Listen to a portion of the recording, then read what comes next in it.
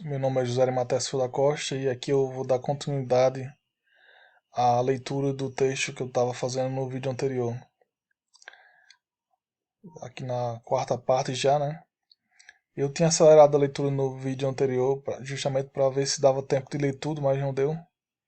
Então agora eu já não tenho necessidade de ler com tanta rapidez, né? São só mais duas partes.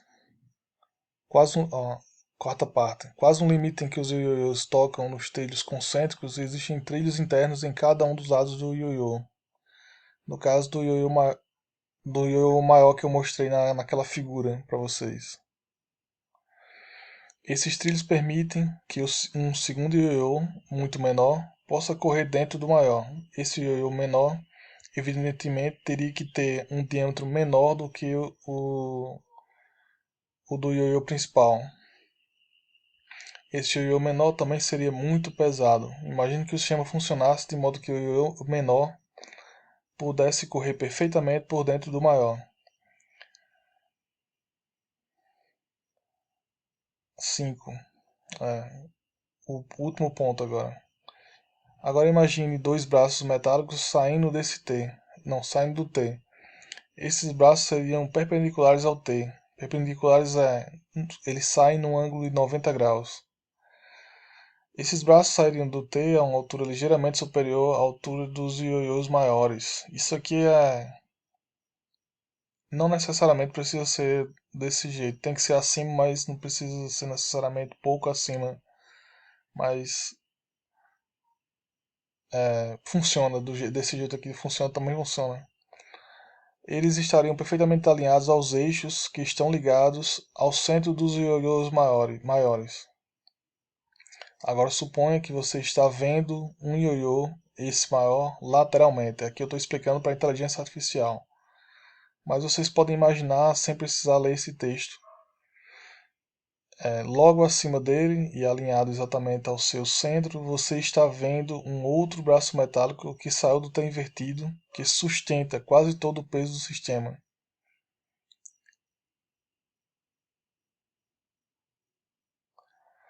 Suponha agora que nesse braço que está acima e se origina uma junta que dá origem a outro braço metálico menor, e esse se estende até pouco mais do que o comprimento do ioiô no sentido que vai da esquerda para a direita. Isso vale para os dois ioiôs, né? Eu explico também isso para a inteligência. Nesse ponto, outra junta se origina. Essa vai da ponta desse braço menor até o ioiô menor que está dentro do maior. Perceba que o eixo que une as duas partes do ioiô maior está no meio do trajeto, mas isso pode ser corrigido por meio de um pequeno desvio desse eixo com um pequeno L, o formato de um L no caso, na ponta que está unida ao ioiô menor. Suponha que todo o sistema, aqui eu falo, né, os trilhos e os postes que sustentam o T invertido estejam em um plano perfeito. Suponha que o atrito total seja mínimo, eu até expliquei aqui, né? Pelo menos 95% do peso total do sistema sustentado pelo T.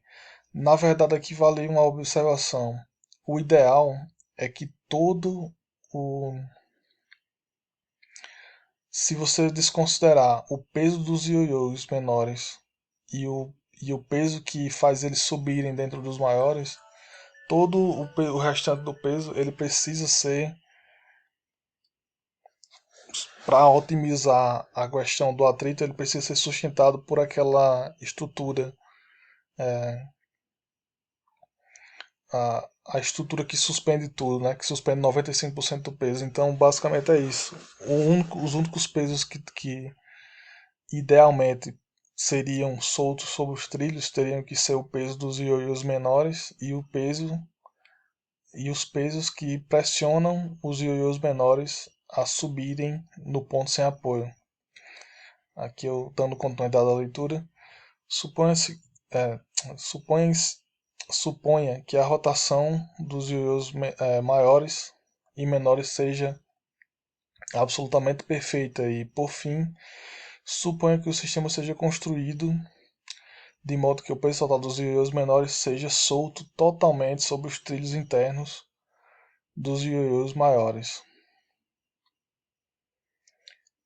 Para vocês que não entenderam a questão dos ioiôs maiores, eles não se apoiam nos trilhos sobre os quais os ioiôs menores, no caso, eles não se apoiam nos trilhos sobre os quais os ioiôs maiores se apoiam. Eles se apoiam em trilhos internos. São trilhos que fazem uma volta de 360 graus dos dois lados do ioiô maior. Continuando. Agora imagine que um peso considerável seja colocado de um modo próximo à segunda junta que está diretamente conectada ao ioiô menor. Não um peso absurdo, mas sim grande o suficiente para obrigar o ioiô menor a subir internamente no maior, de modo a pressionar um ponto do mesmo que evidentemente não está apoiado nos trilhos logo abaixo. Isso, de acordo com minha previsão, geraria um torque. Aqui vale uma observação: esse peso ele tem que ser suficiente apenas para isso. Qualquer peso maior do que o necessário para o ioiô menor subir no maior só vai aumentar o atrito. E isso é fácil de explicar, mas é mais uma questão que se discute com o pessoal que entende, né? Mas é óbvio que não um peso maior, esse peso maior ele não ajuda em nada o funcionamento do sistema. O peso tem que ser apenas o necessário. Vamos continuar. Peraí, deixa eu ver de onde é que eu parei aqui. Não um peso absurdo, mas sim grande o suficiente para o menor subir internamente no maior, de modo a pressionar um ponto do mesmo que evidentemente não está apoiado nos trilhos logo abaixo. Isso, de acordo com minha previsão, geraria um torque. Esse torque, como eu disse, é inevitável, não tem como você evitar esse torque. A questão é, como eu disse, se esse torque é maior ou não, no caso, a resultante. Esse torque resultante dos dois ioiôs, e poderiam ser mais, poderiam ser três, poderiam ser quatro, nada impede que seja mais, mas o que, o que não pode falhar é o seguinte, é que o torque resultante tem que ser maior do que o atrito resultante. Esse torque, no entanto, o ioiô menor continuaria tentando subir internamente, e assim todo o sistema iria entrar em rotação. O que é que eu quis dizer aqui, né? Eu até me enrolei aqui nessa leitura. É que, dado esse sistema como ele é projetado, o ioiô menor ele tentaria subir internamente no outro de modo constante. Em qual ponto o ioiô menor iria tentar deixar de subir no maior? Em nenhum. Se o sistema for funcional, os ioiôs derem 10.000 voltas em, em torno na trajetória desse trilho circular, o ioiô menor vai continuar tentando subir, e essa tentativa do ioiô menor subir no maior resulta no giro, e isso é um círculo fechado, o que é totalmente diferente do conceito de é, qual é o nome? Motor perpétuo. É totalmente diferente disso aí. Existe algum erro, eu digo aqui, estritamente do ponto de vista físico e mecânico no meu raciocínio? Aí eu digo, dou mais o alerta, né? Que se lembre que a descrição de um ioiô vale para os dois. Tudo que existe em um lado é simétrico ao que existe no outro. Lembre-se disso. Lembre-se disso. O ioiô menor gira no mesmo sentido do maior. Aqui depois da resposta da tem mais uma. Tem aquela afirmação, né?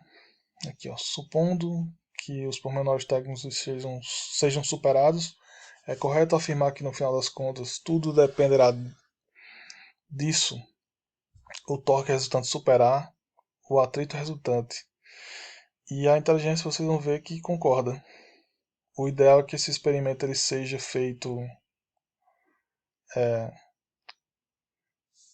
pelo menos essa questão de você colocar esses textos e esperar as respostas pelo menos 3 vezes, porque as respostas elas são existe uma variação nas respostas com as devidas observações que seria interessante tanto para o pessoal da área como para o pessoal os leigos de modo geral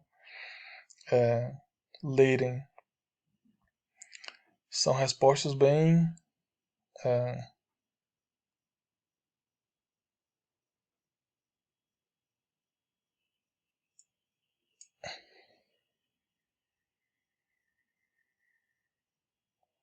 são respostas que são bem interessantes de se analisar. Basicamente é isso. Eu espero que esse vídeo seja útil. Eu pensei que tinha parado de gravar, por isso que eu dei uma pausa aqui.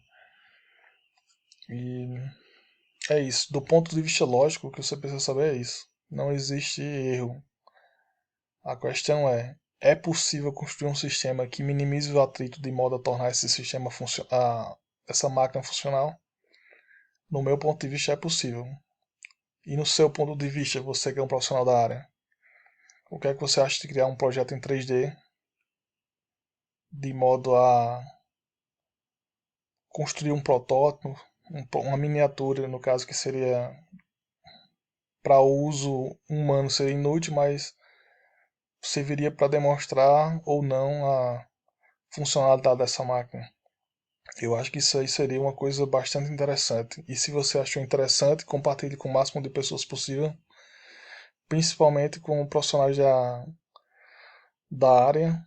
E eu vou gravar um vídeo bem mais complexo do que esse depois. Provavelmente eu vou ter que dividir o vídeo em várias partes de novo, porque eu só tenho 15 minutos aqui em cada vídeo. Esse programa é gratuito, eu não vou pagar um programa para esse propósito, para usar um programa para esse propósito, mas basicamente é isso. Eu espero que a explicação seja boa ou pelo menos interessante o suficiente para que seja compartilhada com as pessoas e principalmente que as pessoas façam o teste prático relativo a esses textos que eu irei disponibilizar. O próximo projeto, como eu disse, que eu irei explicar, também não a inteligência artificial não encontra contradições e ele é bem mais interessante do que esse. Então, até a próxima.